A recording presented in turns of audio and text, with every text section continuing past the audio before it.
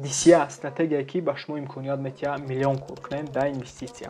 Салом алейкум бародаро, хуш омадед ба канали Business TG. мавзӯи дар бораи яке аз беҳтарин стратегияҳо гап мезанем ки имконият метиҳад ба шумо ки суми калон кор кунед дар инвеститсия. Ва DCA ин маънош усредният кардани стоимости доллар, яъне ба тоҷикӣ сатҳи миллионаи доллар. Ин стратегия хубиш дар чие ки любой одаме ки ҳатто тамоман намефаҳмад сармоягузория ягон бор кор кардаги нестай, метавонад ки аз ин стратегия истифода бара ва даже 90% трейдерҳо суми зиёд кор кунад дар инвеститсия. Биёед бифаҳмонем дар бораи стратегияи DCA чӣ кор мекунад. Стратегияи DCA яъне гуфтем усредният кардан, яъне сатҳи миллиона кардани сум дар инвеститсия. Касое ки заниматсия мекунанд, сармоягузорӣ мекунанд, ягон вақт харида наметавонад дар минимали зона ва фурӯхта наметавонад дар ҳама точкаи баланд шуда. Барои чӣ? Барои ки ҳама қинай дар сармоягузорӣ.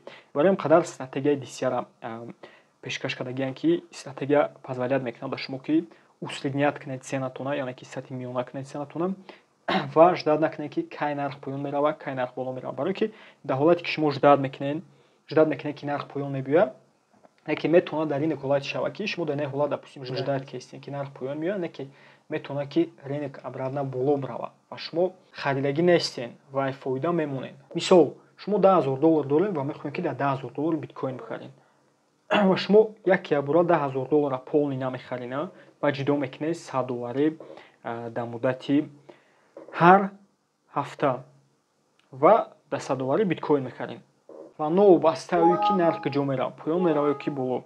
Вақте ки шумо усредният кати мехаред, и дар шумо позволяет мекунад ки хубтар нарха биқапен моментҳои соза ва ин бисёри вақт дар ҳолати поёнравӣ хуб кор мекунад. Вақте шумо дар поёнравӣ мехаред, бисёртар момент мешавад дар шумо ки нархтон аст, яъне ки вақте ки поён меравад мехаред, бо поён меравад бо мехаред, шумо мехоҳед усредният кар рафтан мегиред, нархи шумо нархи миллиона мешавад ва вақти болоравида шумо фоидаи хуб мебинед, чем айвое ки $10,000 яке бора дар нархи боло харидагӣ буданд. Биёед дар Trader News мебинем индекси SP500 нишон медиҳем ки индекси SP500 дар давоми солҳо чихелча нишон додагиай ва нархаш ай чанд то чанд рафтагиай. Нигоҳ кунед, график мебинед, графики SP500 ай соли 1871 чихеле ки мебинем дар ин кодамо аллакай 100 сола кор кестан ва тоҷикои мо навичса буген фаҳмидастан. Шояд боша одамое ки якчанд сол пеш кор мекарданд дар ринки аксия ва облигатсияҳо.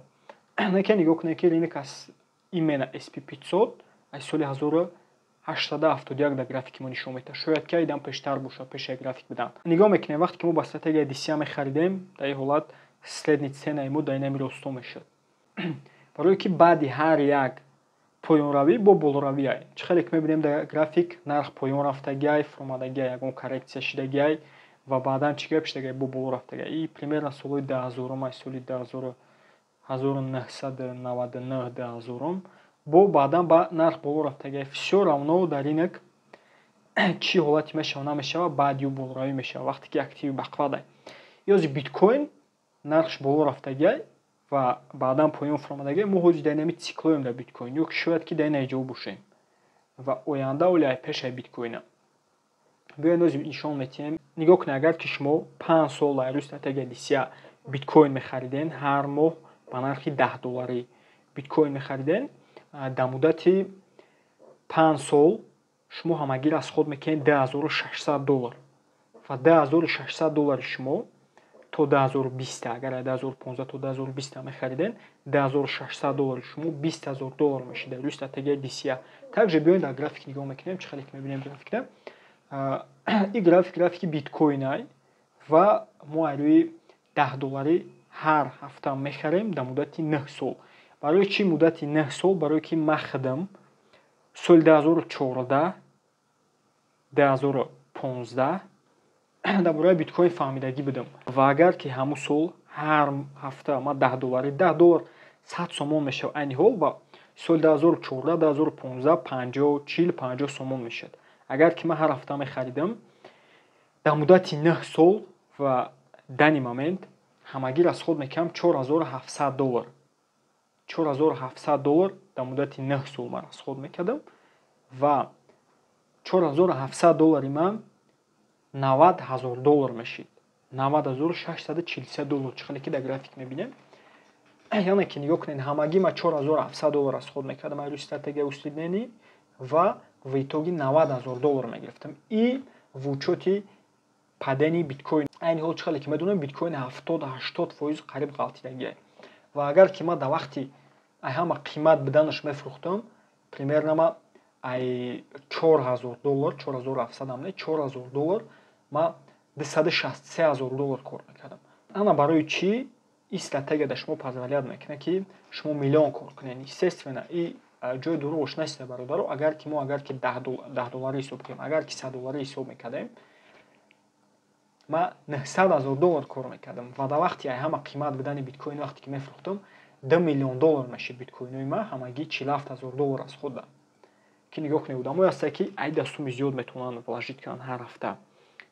Асоси ҳамин стратегия ҳамие ки шумо ҳар ҳафта ҳамун суми муайяна мегирем биткоин мехарем ва мемонем барои дарозмуддат. Бародаро дар комментарий бинависем чӣ хела стратегия шумо кадом стратегияро истифода мебарем ва кадом стратегияи рӯи мнении шумо стратегияи хуб аст.